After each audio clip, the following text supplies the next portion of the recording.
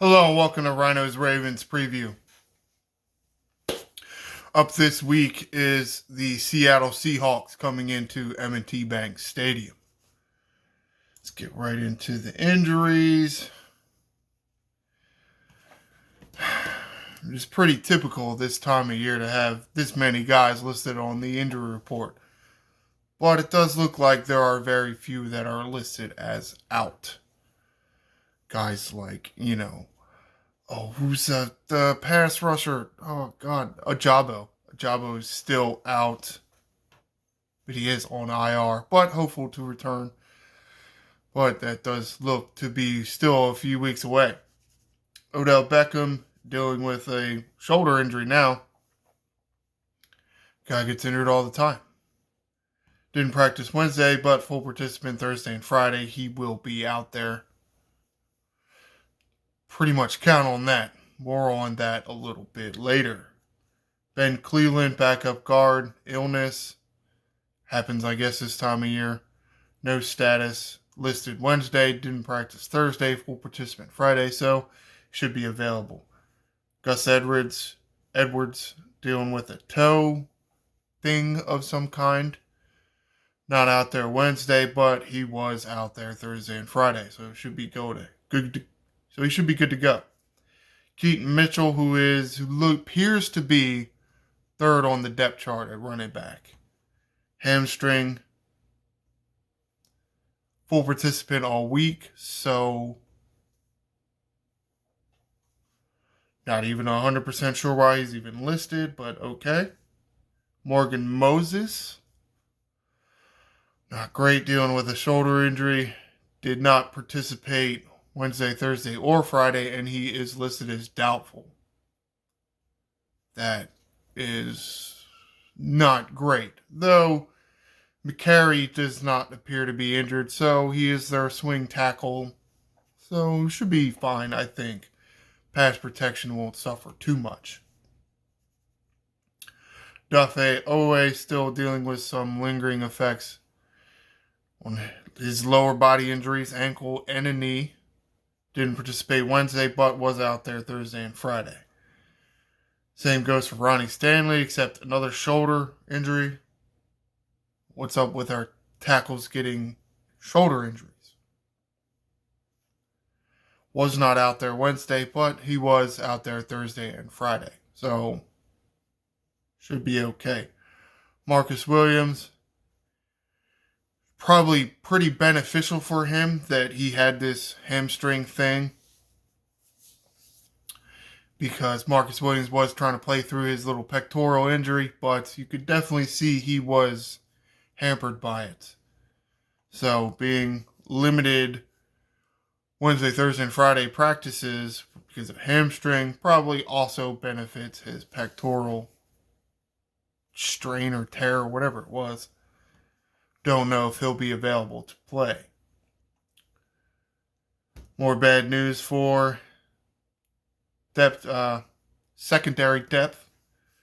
Daryl Worley, shoulder, though he did fully participate Wednesday, Thursday, and Friday, and is listed as questionable. Rock Ya-Sin, illness. Is somewhat concerning to see two guys listed with an illness here. Bad potential for that to be maybe going around the locker room. It's not great. Those guys are in close proximity a lot of the time. Did not participate Wednesday or Thursday, but was a full participant Friday. I assume since it's an illness, it's more of a game time thing. How does he feel? Does he feel hydrated enough and such and so forth? He probably will be available even at a limited capacity. Taking a look at the Seahawks injuries.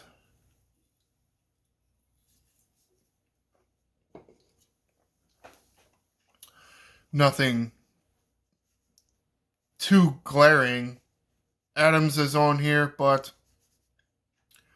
Jamal Adams, their safety, is pretty good safety. He was limited a bit this week, but it looks like he'll be good to go. Tyler Lockett and DK Metcalf, 1 and 2 wide receiver for the Seahawks. A pretty good tandem.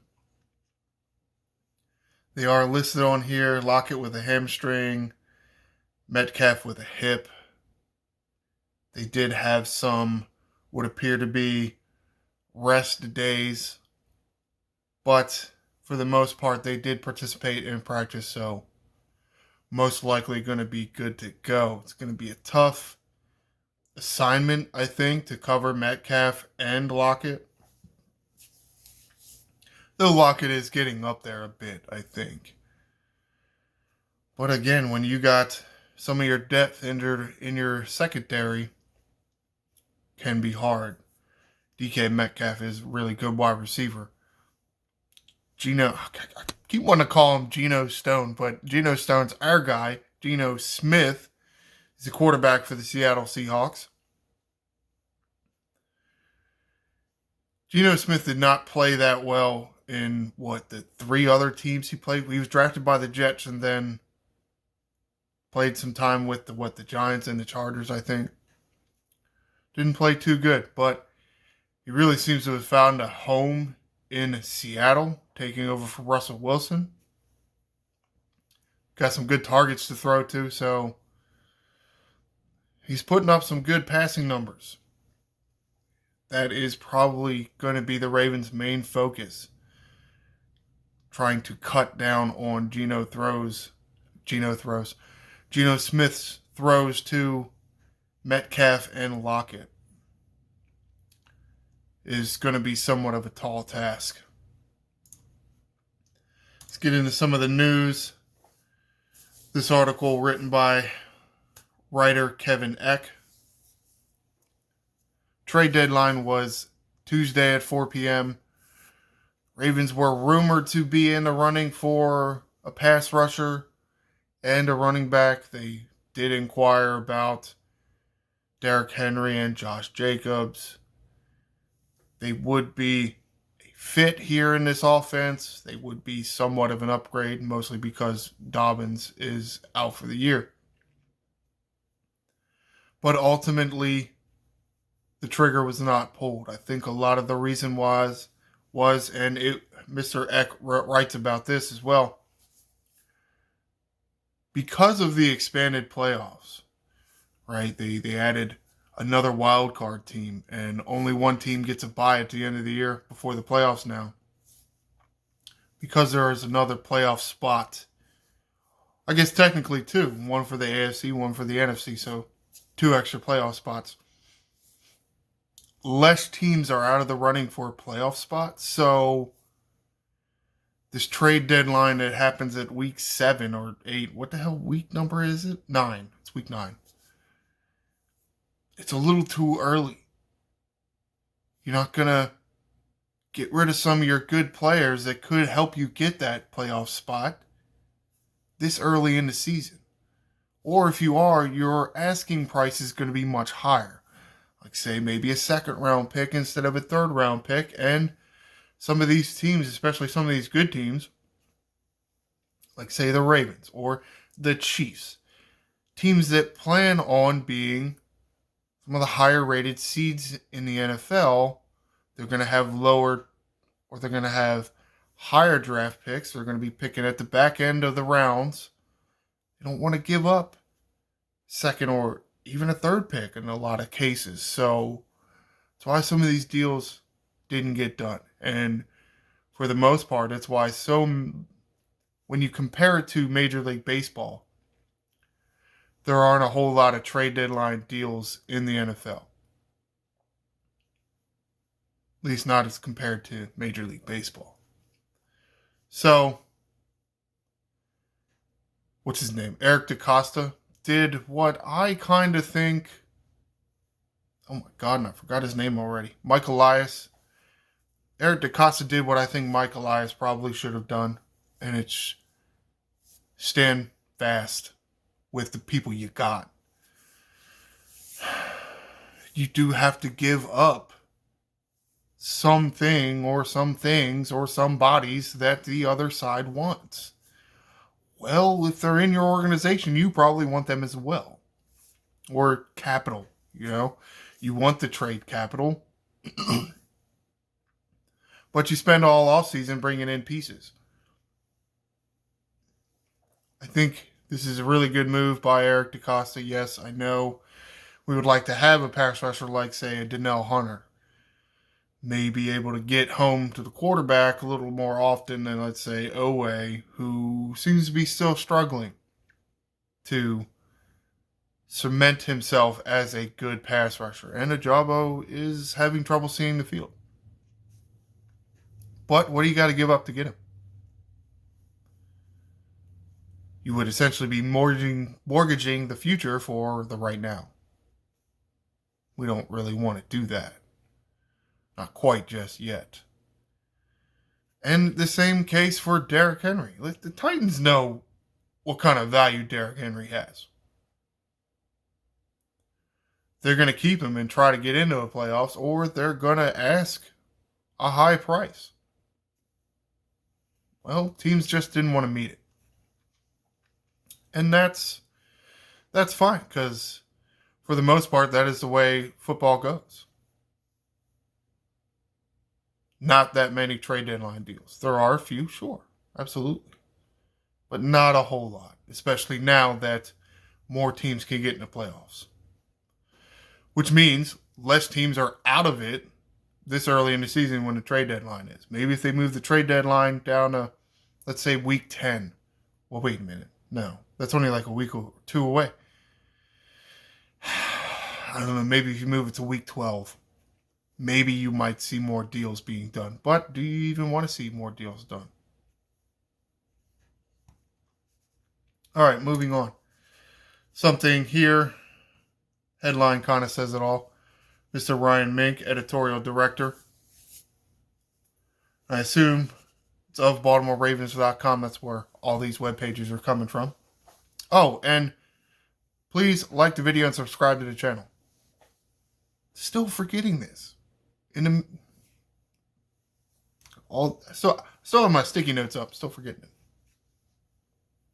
However, focusing on the video instead of, the other shit. So I don't have that many subscribers or viewers. Though I do have some.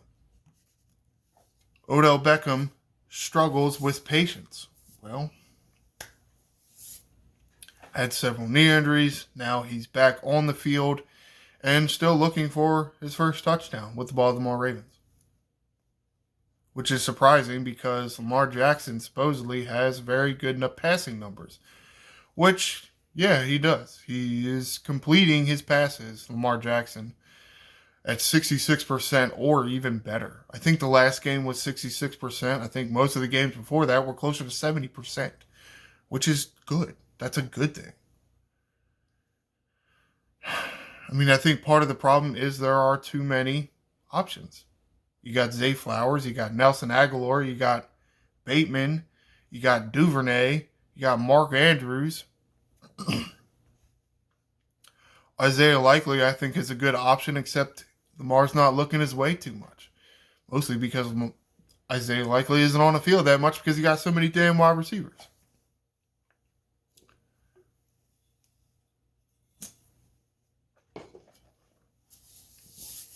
But it is something that I have mentioned about Odell Beckham, how he, especially late in the game,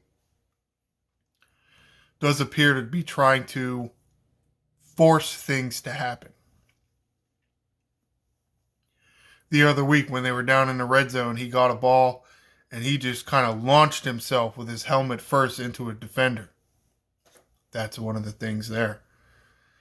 And you just kind of notice that he really does seem to be trying harder. And you are Odell Beckham Jr. You are OBJ. You're Mr. One-handed catch behind my head from however many years ago that was. You have a reputation to live up to. Well, you're not doing it on the field, sadly. Mostly because honestly doesn't have that many opportunities because there is only one football. And that is part of it. I mean, you got to throw the ball Aguilar's way sometimes. You got to throw the ball Zay Flowers' way because he looks like he's pretty good. You can't ignore Bateman.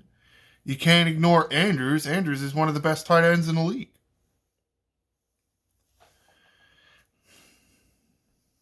So what do? It is suggested in this article that not Bateman. See, there's too many wide receivers. I get all their damn names confused. Beckham does need a breakout game.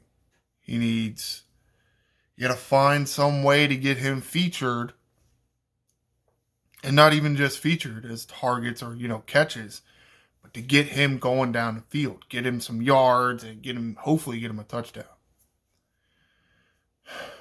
We're at M&T Bank Stadium this week, place where the Ravens typically win. So, facing a team with Geno Smith and his options. Tyler Lockett, very veteran wide receiver, very good wide receiver. DK Metcalf, getting close to veteran status, but still really in the prime of his career, is a very good wide receiver. So you got somewhat of an journeyman quarterback, I guess we can call Geno Smith that at this point. That has learned a lot from a lot of different teams. And now that he finally is on a good team with some weapons, because let's face it, he was drafted by the Jets. He's got two very good weapons at wide receiver. And the Ravens secondary is going through some things. Not too bad, but you got a few of your depth pieces on the injury report. And Marlon Humphrey, I think, is still trying to come back from his little knee thing. The Seahawks are going to put more points on the board because they throw a lot. Well, the Ravens probably will match that. So hopefully get the ball in Odell Beckham's hands and let him do OBJ things and score some touchdowns. And maybe stop trying to run through a brick wall every time he gets the ball. Though you like the effort, but let's not actually try to run through a brick wall every time you get the ball in your hands. It is kind of dangerous. All right, let's wrap this up. Go to the schedule page here. Seattle Seahawks at Baltimore Ravens in M&T Bank Stadium. Sunday, November 5th, 1 p.m. Normal start times. None of this London or, going over to Arizona garbage. None of that nonsense. Seattle Seahawks seem to be a team that throws the ball a lot. They got DK Metcalf and Tyler Lockett for Geno Smith to throw to. Look for the Ravens to probably do the same. I hope they don't get too far away from their running game, because it is fairly good. Gus Edwards, Justice Hill, Keaton Mitchell look to be handling the loss of J.K. Dobbins very well. But on the other hand, Lamar Jackson has all kinds of weapons himself. Odell Beckham Jr., Zay Flowers, Nelson Aguilar, Mark Andrews, and all the other guys that you don't have time to name because it is time to get out of here. And I'm going to say it again because I want to say it at the end of the video. I also want to say it at the start of the video, but I had to say it in the middle. Be sure to like and subscribe. I am the Angry Ryno. Fly, Ravens, fly.